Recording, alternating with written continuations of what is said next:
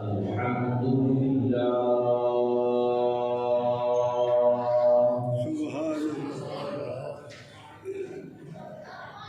الحمد لله رب العالمين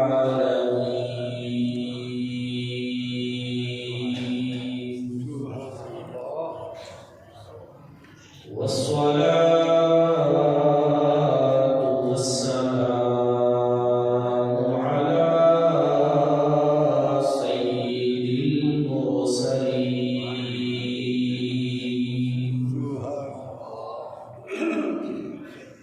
وعلى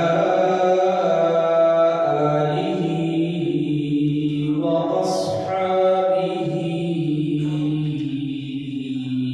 أجمعين.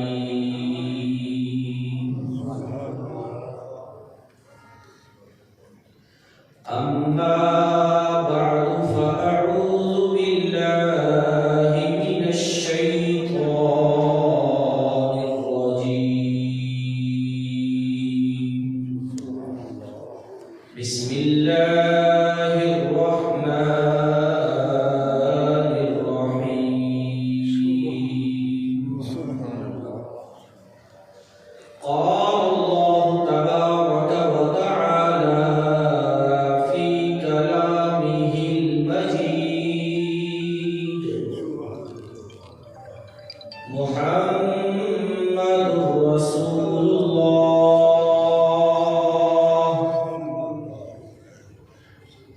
والذين معه أشداء على الكفار رحماء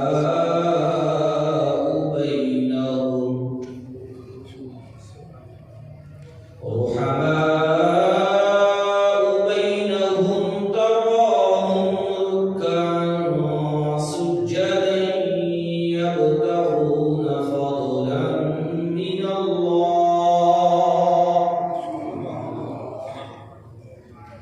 يبتغون فضلا من الله ورضوانا.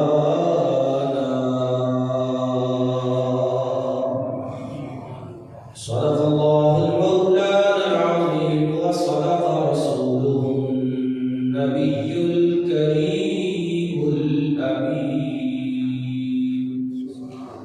إن الله وملائكته يصلون على النبي يا أيها الذين آمنوا صلوا عليه وسلموا تسليما.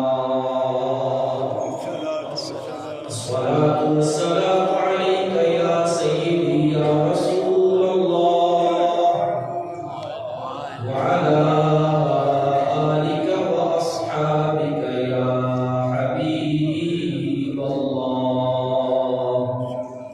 الصلاة والسلام عليك يا سيدي يا نبي الله وعلى آلك وأصحابك يا خاتم النبيين. معزز و محترم سامعین کرام، آج کے خطبہ جمعۃ المبارک میں میری گفتگو کا موضوع ہے نبی کریم صلی اللہ تعالی علیہ وآلہ وسلم کے صحابہ کرام میں سے وہ صحابہ جنہیں حضور نے عشرہ مبشرہ ارشاد فرمایا،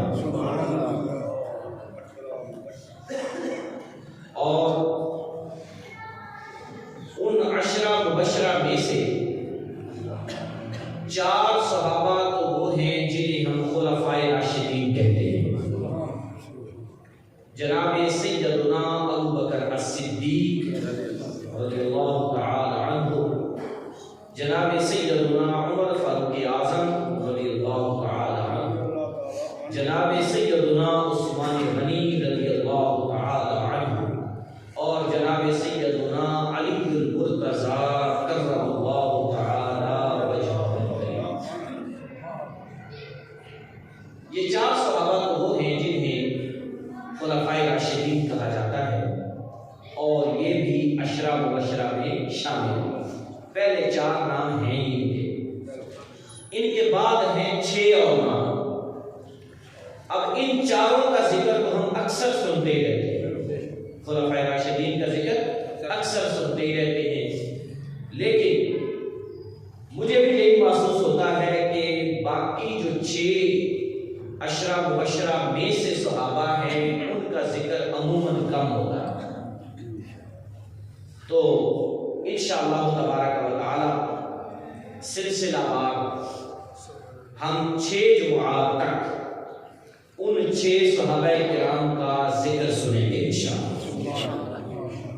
اور آپ احباب سے گزارش کروں گا کہ جس طرح آپ پہلے بھی ذوق و شوق سے ماشاءاللہ وقت پر تشریف لاتے ہیں، آئندہ بھی ایسے ہی تشریف لایا کریں تاکہ صحابہ کرام علیہم الرضوان کا ذکر مبارک سن کر اللہ تبارک و تعالیٰ کے حضور ہم برکتیں حاصل کرنے والے بنیں۔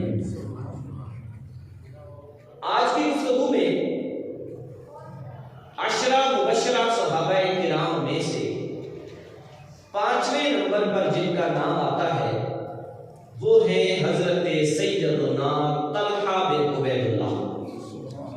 حضرت سیدنا طلحہ بن عبید اللہ، حضرت سیدنا طلحہ بن عبید اللہ کا ذکر انشاءاللہ ہم سنیں گے۔ اس سے پہلے میں آج آپ کو باقی 5 کے بھی نام سنا دیتا ہوں۔ کل صحابہ کرام جو 10 مبشرہ ہیں وہ 10 ہیں، 5 کے نام آپ نے سن لیے۔ 6واں نام ہے حضرت سیدنا زبیر بن العوام، 7واں نام ہے عبد الرحمن بن عوف، 8واں ہے سعید بن زید سعد بن ابی وقاص، اور 9واں ہے سعید بن زید، اور 10واں نام ہے ابو عبیدہ بن الجراح۔ ابو عبیدہ بن الجراح بڑی برکت والے ہیں یہ حضور کے صحابہ۔ یہاں یہ مسئلہ ذہن نشین رکھیں، قرآن کریم کی آیت مبارکہ کے فرمان کے مطابق نبی پاک علیہ الصلوۃ والسلام کا ہر صحابی جنتی ہے۔ حضور کا ہر صحابی جنتی ہے۔ صغار صحابہ بھی جنتی ہیں، جو چھوٹی عمروں میں حضور کو دیکھتے ہیں وہ بھی سارے جنتی ہیں، اور کبار صحابہ بھی جنتی ہیں، سارے جنتی ہیں، کیونکہ اللہ تبارک و تعالیٰ نے محبوب کے سارے یاروں سے جنت کا وعدہ فرما دیا۔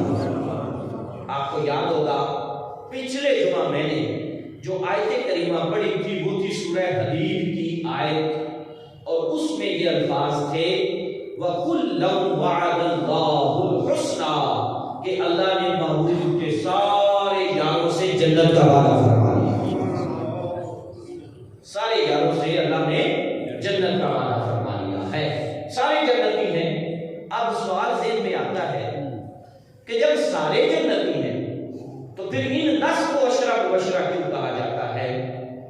پہلے یہ بھی سن لیں کہ 10 مبشرہ کا مطلب ہے وہ 10 صحابہ جنہیں نبی پاک علیہ السلام نے ایک ہی جگہ پر 10 کا نام لے کر جنت کی بشارت عطا فرمائی۔ یہ وہ 10، ویسے تو حضور کا ہر صحابی جنتی ہے، لیکن یہ 10 وہ ہیں جن کو باقاعدہ ایک ہی جگہ پر حضور علیہ السلام نے اپنے منبر پر کھڑے ہو کر خطبہ دیتے ہوئے یہ الفاظ بولے۔ حضور فرماتے ہیں ابو بکر فی الجنہ، عمر فی الجنہ، عثمان فی الجنہ، علی فی الجنہ، طلحہ فی الجنہ، زبیر فی الجنہ، عبد الرحمن فی الجنہ، سعد فی الجنہ، سعید فی الجنہ، ابو عبیدہ الجراح فی الجنہ۔ یہ وہ 10 صحابہ ہیں جنہیں نبی کریم علیہ السلام نے ایک ہی جگہ پر حضور نے 10 کے نام گنوا کر فرمایا کہ ان کے لیے جنت کے سوا اور کچھ نہیں، ان کا جو ٹھکانہ ہے وہ اللہ کی طرف سے جنت ہے۔ اب ان میں سے ہے 5ویں نمبر پر حضرت سیدنا طلحہ بن عبید اللہ. یہ جو طلحہ بن عبید اللہ ہیں یہ 7ویں پشت میں رسول اللہ صلی اللہ علیہ وسلم سے ان کا سلسلہ نسب مل جاتا ہے. یعنی حضور کے جو آبا ہیں جناب نبی پاک علیہ السلام کے والد گرامی حضرت عبداللہ، ان کے والد گرامی حضرت عبد المطلب، یوں جو اوپر نسب جاتا ہے تو کعب بن مرہ، کعب بن مرہ جہاں نام آتا ہے کعب بن مرہ سے آگے جو نسب نکلتا ہے اس میں ایک لڑی میں حضرت طلحہ ہے، دوسری لڑی میں حضور تشریف فرما. نبی پاک علیہ السلام کے ساتھ ان کا نسب 7ویں پشت میں مل جاتا ہے. پہلے 8 لوگ جنہوں نے اسلام قبول کیا ان 8 میں سے ایک نام حضرت طلحہ کا ہے. پہلے 8 بندے جنہوں نے اسلام قبول کیا ان میں سے ایک نام حضرت طلحہ کا. حضرت طلحہ بن عبید اللہ کہتے ہیں کہ جن دنوں میں حضور علیہ السلام نے اعلان نبوت فرمایا میں ان دنوں میں یمن گیا ہوا تھا کپڑے کی تجارت کی وجہ سے. یمن کا کپڑا اس دور میں بھی بڑا مشہور تھا. یمن کپڑے کا جو ہے وہ گھر تھا، لوگ بڑی دور دور سے یہاں آتے تھے. آپ فرماتے ہیں کہ میں مارکیٹ میں تھا، کپڑا خرید رہا تھا کہ ایک بوڑھا راہب یہودی جو ہے نا وہ لاٹھی ٹیکتے ٹیکتے بازار میں چل رہا ہے اور ساتھ کہتا ہے لوگو اگر تم میں سے کوئی حرم کا مہمان ہے تو مجھ سے ملے. اگر تم میں سے کوئی حرم کا مہمان ہے تو مجھ سے ملے. حضرت طلحہ کہتے ہیں کہ اس بوڑھے راہب کی آواز میرے کانوں میں پڑی. میں اس کے قریب پہنچا تو میں نے اس سے پوچھا کہ میں الحمدللہ حرم مکہ کا رہنے والا ہوں، بتائیے آپ کو مجھ سے کیا کام ہے. اس بوڑھے راہب نے مجھ سے کہا کیا احمد بن عبداللہ کا ظہور ہو چکا ہے؟ میں نے کہا میں احمد بن عبداللہ کو نہیں جانتا، آپ کن کی بات کر رہے ہیں؟ تو وہ بوڑھا راہب کہنے لگا اگر تمہیں نہیں پتا تو جتنی جلدی ہو سکے مکے چلے جاؤ، کیونکہ میں نے رات ہی وہ ستارہ دیکھا ہے جس ستارے نے اس وقت طلوع ہونا تھا جب نبی آخر الزمان نے نبوت کا اعلان فرمایا تھا. وہ ستارہ طلوع ہو چکا ہے تو ہماری کتابوں کے مطابق، تورات و انجیل و زبور کے مطابق نبی آخر الزمان نے اپنے نبی ہونے کا اعلان فرما دیا. ظہور نبوت ہو چکا، آخری نبی ظاہر ہو چکے ہیں اور ان کا نام ہماری کتابوں میں جو لکھا ہے وہ ہے احمد بن عبداللہ بن عبد المطلب. حضرت سیدنا طلحہ بن عبید اللہ کہتے ہیں کہ میں نے ان سے کہا کہ فی الحال تو میں ایسے نام کی کسی شخصیت کو نہیں جانتا، لیکن اگر آپ کہتے ہیں تو ٹھیک ہے میں مکہ چلا جاتا ہوں، جو بھی صورتحال ہوئی اگر مجھ سے ممکن ہوا تو میں آپ تک بھی اطلاع بھیجوں گا. طلحہ بن عبید اللہ فرماتے ہیں چند دنوں کے اندر ہی میں نے اپنا مال تجارت جو بیچنا تھا بیچا، جو خریدنا تھا خریدا، رخت سفر باندھا اور مکہ کی جانب چل پڑا. جب میں مکہ کی جانب چل پڑا تو نبی کریم صلی اللہ تعالی علیہ وآلہ وسلم کی خدمت میں جانے سے پہلے میری ملاقات حضرت سیدنا ابو بکر صدیق سے ہو گئی. کہتے ہیں جناب سیدنا صدیق اکبر کی دعوت پر جن لوگوں نے لبیک کہہ کر اسلام قبول کیا ان میں سے پہلا نام حضرت طلحہ کا. حضرت صدیق اکبر کی دعوت حضرت طلحہ کا نام ہے. حضرت طلحہ کہتے ہیں میری ملاقات ہوئی، مجھ سے پہلے صدیق اکبر مسلمان ہو چکے تھے. میں نے آپ سے پوچھا کہ احمد بن عبداللہ کو جانتے ہو؟ تو حضرت صدیق اکبر کہنے لگے ہاں میں بھی تم سے انہی کا ذکر کرنے آ رہا تھا، میں بھی انہی کی بات کرنے آ رہا تھا. وہ دراصل جناب عبداللہ کے بیٹے ہیں، انہیں احمد بھی کہا جاتا ہے، انہیں محمد بھی کہا جاتا ہے. وہ اللہ کے نبی ہیں، نبی آخر الزمان ہیں، انہوں نے نبی ہونے کا اعلان فرما دیا ہے. میں ابو بکر بھی ان کا کلمہ پڑھ چکا ہوں. طلحہ میں تمہیں بھی دعوت دیتا ہوں مسلمان ہو جاؤ، یہ دنیا بھی سمجھ جائے گی آخرت بھی سمجھ جائے گی. حضرت طلحہ بن عبید اللہ کہتے نے اسلام قبول کر لیا اور جناب ابو بکر مجھے رسول اللہ کی بارگاہ میں بھی لے گئے. حضور علیہ الصلوۃ والسلام نے بھی میرے اوپر بڑی شفقت فرمائی، کرم نوازی فرمائی. نبی کریم صلی اللہ تعالی علیہ وآلہ وسلم نے مجھے بڑی محبت سے نوازا، پیار سے نوازا، شفقت سے نوازا. جناب سیدنا طلحہ کہتے ہیں کہ میرا جو بھائی تھا نا وہ مجھ سے بڑا تھا، تو اس بڑے بھائی نے مجھے اور جناب ابو بکر دونوں کو ایک دن اکٹھے دیکھ لیا. اکٹھے دیکھ کر کہنے لگا طلحہ ان کے ساتھ تیرا کیا تعلق ہے؟ میں نے بتایا کہ ہم دونوں اسلام کے بھائی بن چکے. اس کے کانوں میں جب یہ بات پڑی نا تو وہ برانگیختہ ہو گیا، غصے ہو گیا، اور غصے ہونے کے بعد اس نے مجھے اور جناب صدیق اکبر دونوں کو پکڑ لیا. دونوں کو پکڑنے کے بعد ایک چٹائی میں لپیٹا. ہم دونوں چٹائی میں لپیٹ کر اوپر سے رسیاں باندھی اور باندھ کر اس نے ہمیں الٹا لٹکایا، تکلیفیں دی اور کہا کہ محمد صلی اللہ علیہ وسلم کا کلمہ چھوڑ دو. حضرت طلحہ کہتے ہیں ایک زبان میں کہتا، دوسری مرتبہ ابو بکر بولتے، اور ہم دونوں کی زبان سے یہی آتا کہ یہ جان تو جا سکتی ہے، محمد کا کلمہ نہیں چھوڑ سکتا صلی اللہ تعالی علیہ وسلم. یہ جان جا سکتی ہے. کہتے پھر آخر وہ ہار گیا، اس نے ہار مان لی اور اس نے ہم دونوں کو چھوڑ دیا. ہم دونوں کو چھوڑ دیا. ہم نے نبی پاک علیہ الصلوۃ والسلام کے ساتھ مل کر بہت سارا لوگوں کو دین کی دعوت دی، دین کا کام کیا، حتیٰ کہ ہماری دعوت پر اور لوگ بھی اسلام میں داخل ہونا شروع ہو گئے. حضرت طلحہ بن عبید اللہ جو ہے نا یہ نبی پاک علیہ الصلوۃ والسلام کے ساتھ رشتہ داری بھی رکھتے ہیں. کیسے کہ حضرت طلحہ بن عبید اللہ نبی پاک علیہ الصلوۃ والسلام کی ایک زوجہ ہے حضرت سیدہ زینب.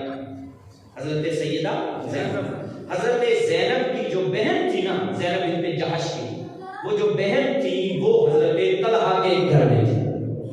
تو یوں حضور کے ساتھ ان کا ہم زلف ہونے کا بھی رشتہ ہے. حضرت طلحہ کو اللہ تعالیٰ نے بڑے اوصاف سے نوازا ہے. ان کے اوصاف میں سے ایک خاص وصف جو تھا نا وہ تھا فیاضی اور سخاوت.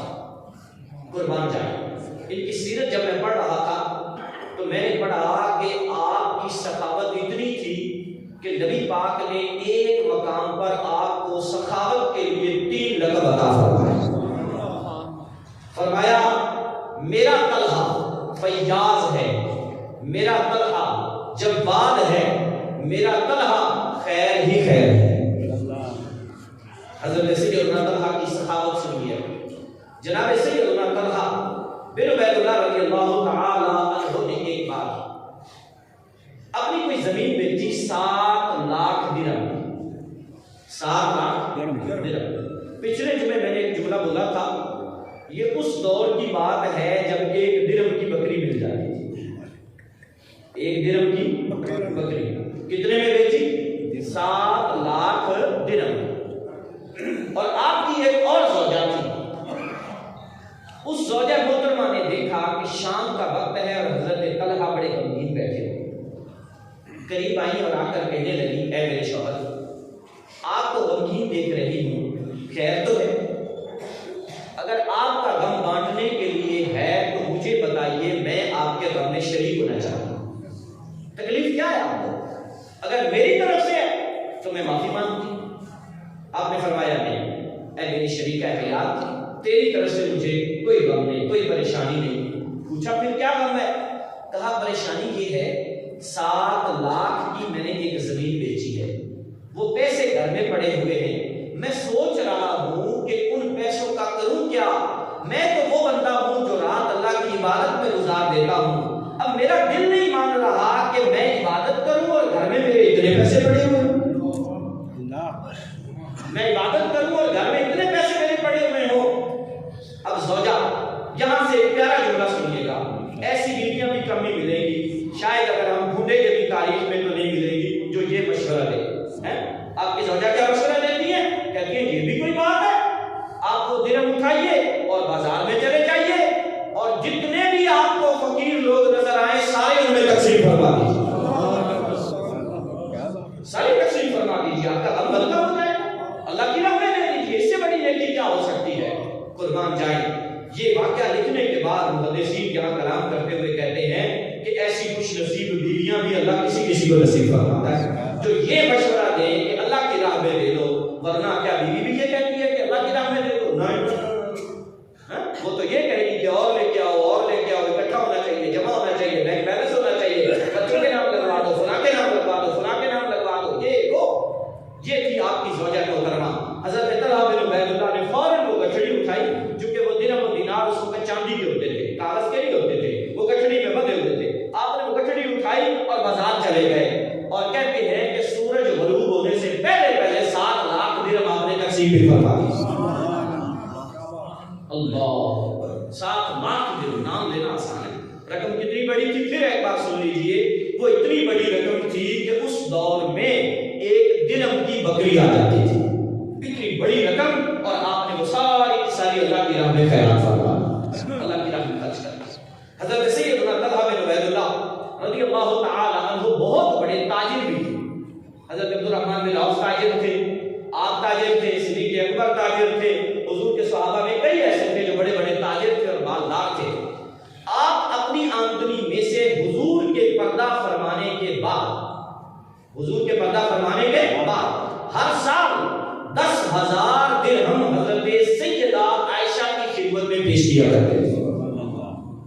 ام المؤمنین کی خدمت میں آپ اپنی طرف سے ہدیہ بھیجا کرتے تھے، 10,000 درہم، اور وہ بھی ہر سال آپ پیش کیا کرتے تھے۔ جی ہاں، حضرت سیدنا طلحہ بن عبید اللہ رضی اللہ تعالی عنہ کے متعلق آتا ہے کہ آپ کے متعلق صحابہ میں یہ مشہور تھا کہ اللہ کی راہ میں دیتے تو اور بھی ہیں، لیکن دوسرے وہ ہیں جو مانگنے پر دیتے ہیں، اور طلحہ وہ ہے جب مانگنا نہیں پڑتا یہ پھر مانگے دے دیا کرتا ہے۔ یہ بس تھا، یہ فیاضی کا بس تھا، یہ سخاوت کا بس تھا کہ آپ بغیر اگلے کے مانگے اسے اللہ کی راہ میں عطا فرماتے تھے۔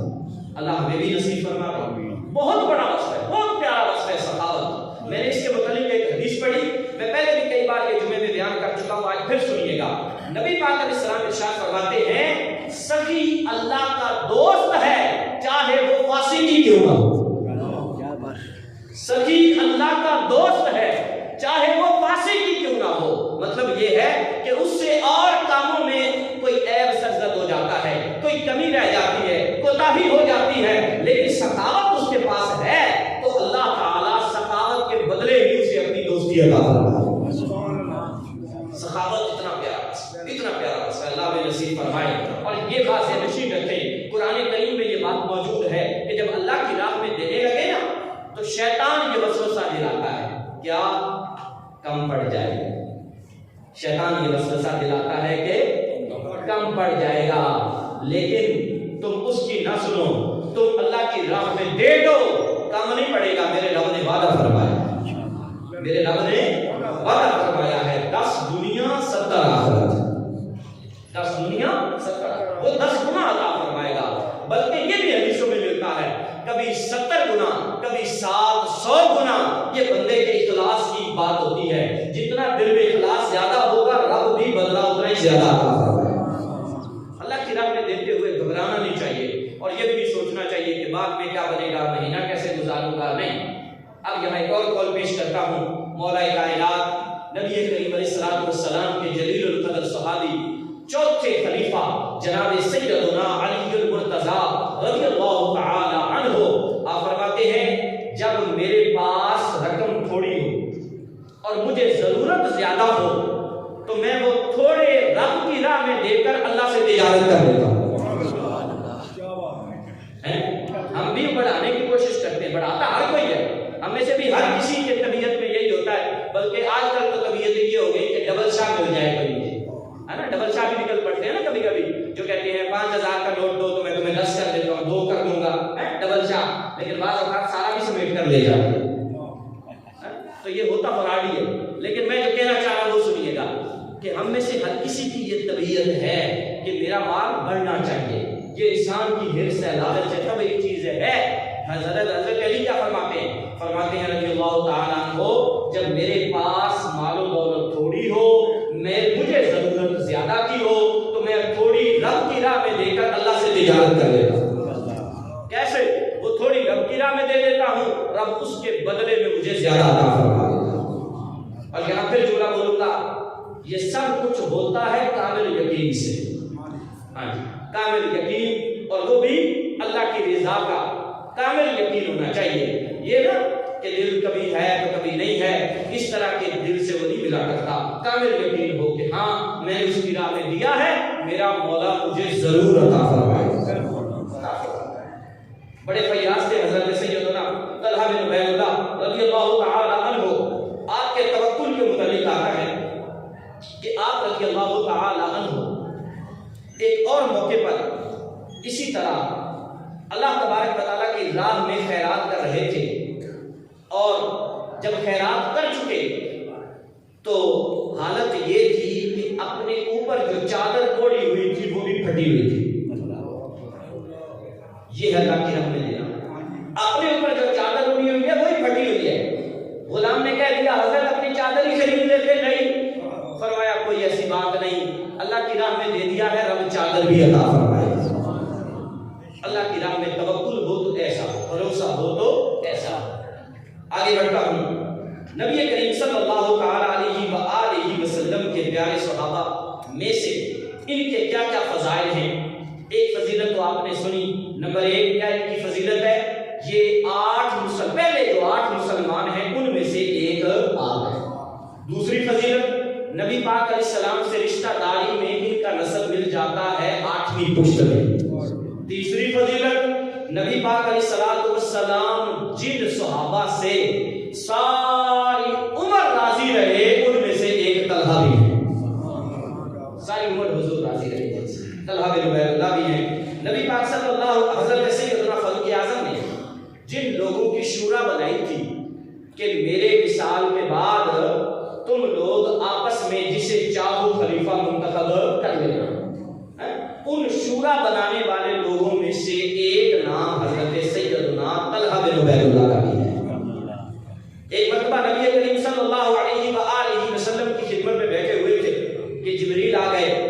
جبریل امین نے آ کر کہا یا رسول اللہ صلی اللہ علیہ وسلم آپ کی خدمت میں کون ہے؟ ارشاد فرمایا میرا غلام طلحہ بیٹھا ہوا ہے. کہا میری طرف سے بھی طلحہ کو سلام کہہ دیجیے. طلحہ وہ ہیں جنہیں جبریل بھی سلام عطا فرماتے ہیں, پیش کرتے ہیں. ایک اور حدیث سنیے, نبی پاک علیہ الصلوۃ والسلام نے ارشاد فرمایا طلحہ اور زبیر جنت کے پڑوسی ہیں. ایک یہ حضرت طلحہ اور دوسرے ہیں ان کے ساتھ حضرت زبیر بن العوام. ان کے متعلق حضور نے فرمایا طلحہ اور زبیر جنت کے پڑوسی. یہ جب مدینے پہنچے تھے نا تو مدینے میں ان کی مواخات قائم ہوئی تھی. حضور نے ایک انصاری اور ایک مہاجر کو بھائی بنایا تھا. تو ان کے جو بھائی تھے انصاری وہ تھے حضرت ابو ایوب انصاری, میزبان مصطفیٰ صلی اللہ علیہ وسلم. حضرت ابو ایوب انصاری وہ ان کے بھائی تھے حضرت سیدنا طلحہ بن عبید اللہ کے.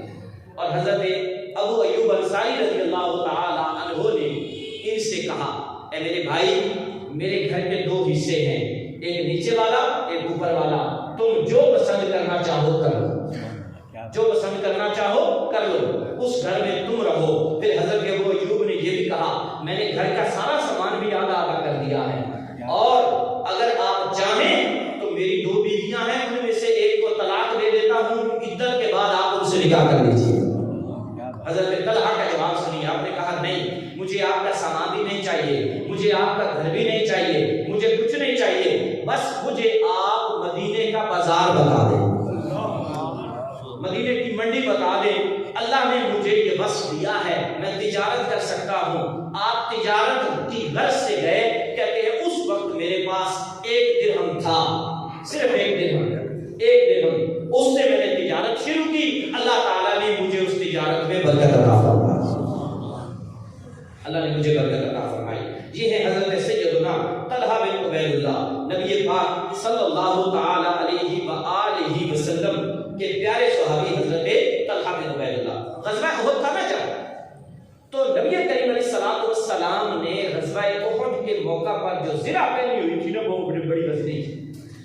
ये ज़िरा खुद भी वज़नी होती है, ये कोई हल्का लोहा नहीं होता कि जिसको तलवार काट दे, ये बड़ा वज़नी लोहा होता है। बाज़ औक़ात 2 मन 2.5 मन की भी ज़िरा होती है। अब एक तो बंदे ने खुद अपना वज़न उठाना है, साथ में 2-2.5 मन की ऊपर से वो ज़िरा भी पहननी है। हुज़ूर ने जो ज़िरा पहनी हुई थी वो बड़ी वज़नी थी। तो नबी पाक सल्लल्लाहु अलैहि वसल्लम पहाड़ पर चढ़ना चाहते थे। 11 सहाबा जो है ना वो थे अंसार, और 12 थे हज़रत तलहा। ये 12 वो लोग थे जो हुजूर अलैहिस्सलातु वस्सलाम के आगे सीने तान कर काफिरों के आगे खड़े थे, और ये अपनी जानों के नजराने हुजूर के लिए पेश कर रहे थे। ये 12 लोग थे। हज़रत तलहा आगे बढ़ने लगे तो नबी पाक अलैहिस्सलाम ने फरमाया, ए तलहा तुम मेरे करीब रहो, और बाकी जो सहाबा हैं अंसार सहाबा इनको आगे होने दो। कहते हैं एक एक करके वो अंसार सहाबा 11 के 11 शहीद हो गए। 11 के 11 शहीद हो गए। अकेले हज़रत तलहा रह गए। हज़रत तलहा अकेलों ने नबी पाक अलैहिस्सलातु वस्सलाम की हिफाजत की। हुजूर की तरफ एक तीर भी नहीं जाने दिया, हुजूर की तरफ एक वार भी तलवार का नहीं होने दिया। और सुनिएगा एक बात और, आप जब शहीद हुए थे, शहादत के वक्त जिन लोगों ने आपको गुस्ल दिया, वो कहते हैं हमने आपके जिस्म अतहर पर 70 जख्मों के निशान देखे। ये अल्लाह की राह में जो जंगें लड़ी हैं, अल्लाह की राह में जो जिहाद किया है, ये उस जिहाद में जख्मी होने के निशानात हैं कि 70 जख्मों के निशान हज़रत सैयदना तलहा बिन उबैदुल्लाह रज़ियल्लाहु ताला अन्हु के जिस्म पर लगे। और उस वक्त जब ये हुजूर की हिफाजत कर रहे थे, नबी पाक सल्लल्लाहु अलैहि वसल्लम के साथ थे। 11 सहाबा अंसार शहीद हो गए, और ये तलहा वाहिद थे जिन्होंने हुजूर के साथ अलैहिस्सलातु वस्सलाम के लिए अपने आप को ढाल बनाया कि हुजूर की तरफ आने वाला तीर अपने पर लेते, हुजूर की तरफ आने वाला वार अपने पर लेते, और हुजूर अलैहिस्सलाम को तकलीफ नहीं पहुंचने दी।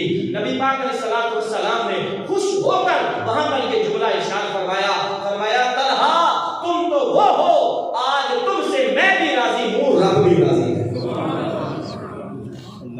तलहा तुमसे रब भी राजी है, तलहा तुमसे मैं भी राजी हूं, रज़ियल्लाहु ताला अन्हु। इनको अल्लाह तबारक व तआला ने 11 बेटे और 4 बेटियां अता फरमाई। हर किसी की अपनी अपने वो ज़ौक़ और शौक़ होता है, निस्बत होती है। इन्होंने अपने 11 बेटों के नाम अल्लाह के 11 नबियों के नामों पर रखे। यहाँ 2-4 बातें समझाने के लिए अर्ज़ करूंगा। जब बच्चे का नाम रखे ना, ये वालिदैन की तरफ से बच्चे को सबसे पहला तोहफा होता है, और ये वो तोहफा है जो कब्र तक उसके साथ जाता है। बल्कि कयामत वाले दिन भी अल्लाह भी बंदे को इसी नाम से पुकारेगा जो नाम वालिदैन ने रखा है। इसलिए हदीस के अल्फाज हैं, बच्चे का अच्छा नाम रखो, बच्चे का अच्छा नाम। अब हमारे नजदीक अच्छा किसे कहते हैं भला? हमारे नजदीक अच्छा वो होता है जो चाहे किसी फिल्मी एक्टर का हो, लेकिन नया होना चाहिए, माना बने या ना बने। मैं तजर्बे की बात कर रहा हूँ, मुझे रोज फोन आते हैं, और ये बच्ची का ये नाम रखना है, रख लें, माना बता दें, बच्चे का ये नाम रखना है, रख लें, माना बता दें। और लेते सारे नाम किधर से हैं? ड्रामों से और फिल्मों से। वहां से नाम लेना है, वहां से नाम लेने के बाद अब जनाब वो हमसे पूछना है जी कि ये रखें या ना रखें। मैं मसला बताने लगा हूँ। बच्चे का या बच्ची का नाम जब रखना हो तो किसी बुजुर्ग के नाम पर रखें, किसी अल्लाह के नबी के नाम पर रखें, किसी सहाबी के नाम पर रखें। जी हाँ, नाम की तासीर होती है, नाम की बोलो, नाम की तासीर होती है। नाम अच्छे बंदे का रखोगे तो अल्लाह उस नाम की बरकत बच्चे को भी अता फरमाएगा। और मैं मशवरा दूंगा कि अपने बच्चों के नामों में हुजूर का नाम मोहम्मद या अहमद जरूर आना चाहिए। आगे जो भी आप उतारने के लिए रखना चाहिए, मोहम्मद और अहमद जरूर आपके बच्चे के नाम का हिस्सा होना चाहिए। मेरे आका क्या फरमाते हैं? नबी पाक अलैहिस्सलाम इरशाद फरमाते हैं, तुम्हें क्या मसला है कि तुम्हारे घर में 2, 3, 4 या इससे ज्यादा मोहम्मद हो? मतलब हुजूर क्या कहना चाहते हैं? हुजूर फरमाना चाहते हैं कि हर बेटे का नाम क्या रखो? मोहम्मद रखो। हाँ, पुकारने के लिए आगे जुदा जुदा कर लो, मोहम्मद हमजा, मोहम्मद उजैर, मोहम्मद जो है ना वो अली, لیکن نبی پاک کے نام کا جو حصہ ہے وہ ضرور بچے کے لیے ہونا چاہیے. یہ برکت ہے اس میں. ایک اور حدیث سنیے, نبی پاک علیہ السلام ارشاد فرماتے ہیں قیامت کا دن ہوگا. توجہ میری طرف, بڑی قیمتی حدیث پیش کرنے لگا. قیامت کا دن ہوگا, اللہ رب العالمین ارشاد فرمائے گا قم یا محمد وادخل الجنۃ بغیر حساب. اللہ فرمائے گا اے محمد, یہاں درود نہیں پڑھنا, یہ اللہ کا فرمان ہر نام محمد والے کے لیے ہوگا. اللہ فرمائے گا اے محمد کھڑے ہو جاؤ اور بغیر حساب کتاب کے جنت میں چلے جاؤ.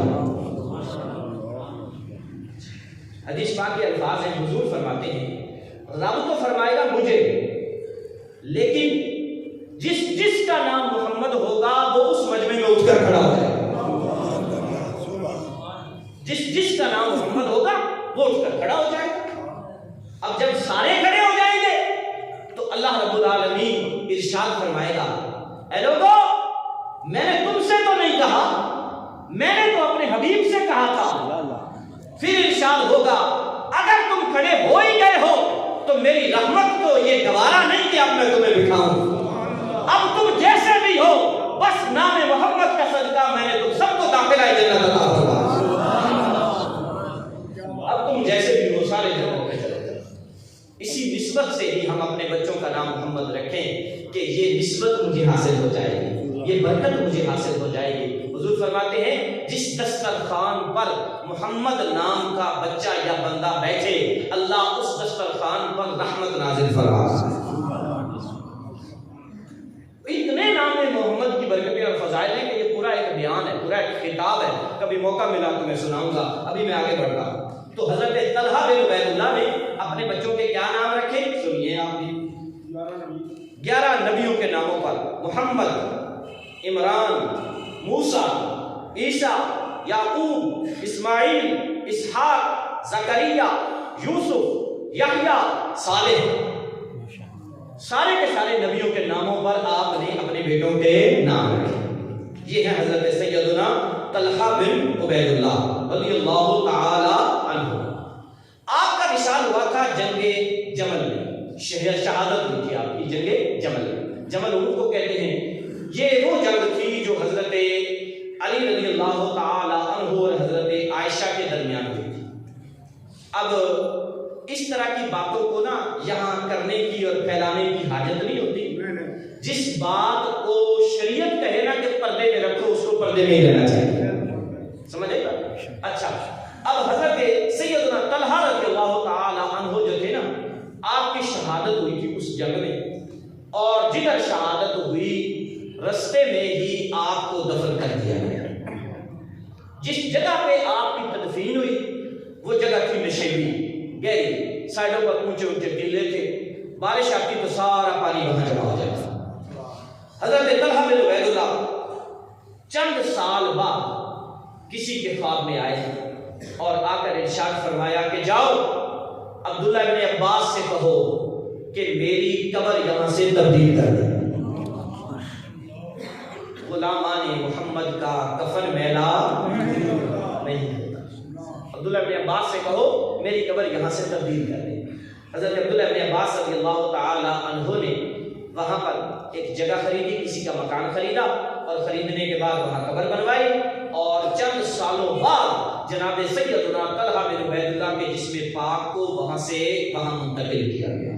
اور تاریخ والے لکھتے ہیں اتنے سال گزرنے کے بعد بھی جو آپ کے پنڈلی پر زخم لگا تھا اور بڑی رگ جو ہے نا وہ کھل گئی تھی, پھٹ گئی تھی, جس سے خون نکل رہا تھا, تو جب ہم نے اتنے سالوں بعد آپ کے جسم اطہر کو نکالا, اس جگہ کو دیکھا تو زخم ایسے تھا جیسے ابھی لگا ہوا, تازہ زخم تھا.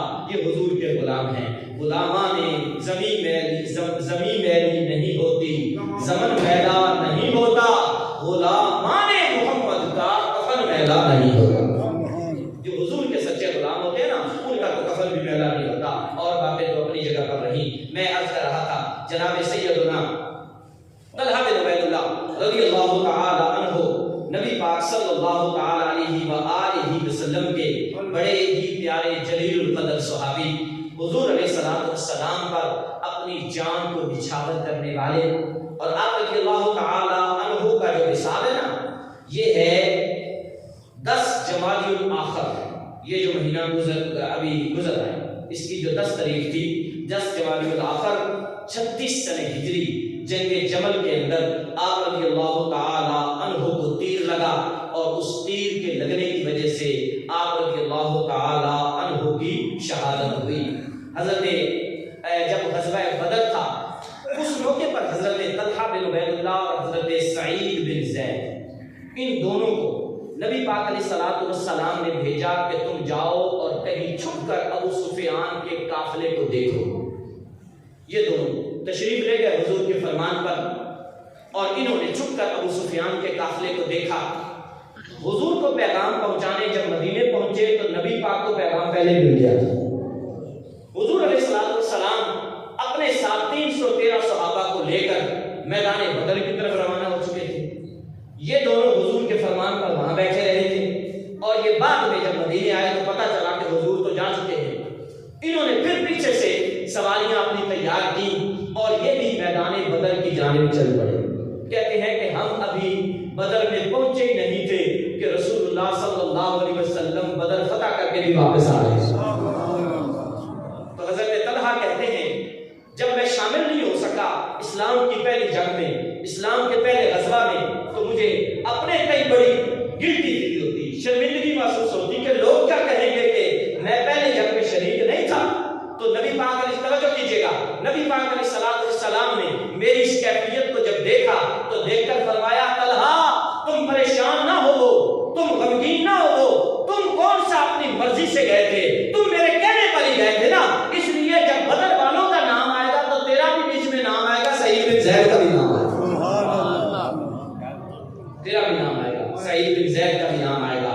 اور آپ کو یہ بھی معلوم ہوگا کہ حضرت عثمان غنی بھی شامل نہیں ہو سکے تھے غزوہ بدر میں۔ وجہ کیا تھی؟ حضرت